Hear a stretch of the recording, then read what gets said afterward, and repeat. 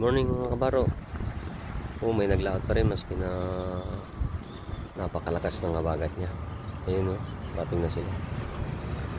Mahirap ng buhay talaga. Pilitin maski na maitaguyod lang ang pamilya nila. Pa-survive lang. Dito ako ngayon sa tulay ng Balingasay. Punta namin yung aming maro-maro.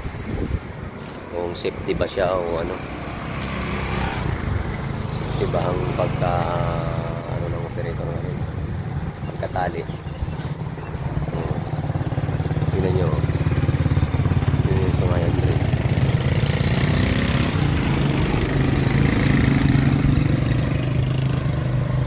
Sungayan Bridge kami nakaparting dito mga bangkayan.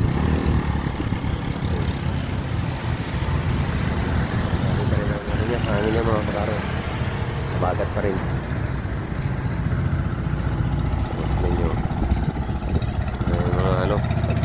Pipilitin talaga maglaot, mabuhay lang ang pamilya.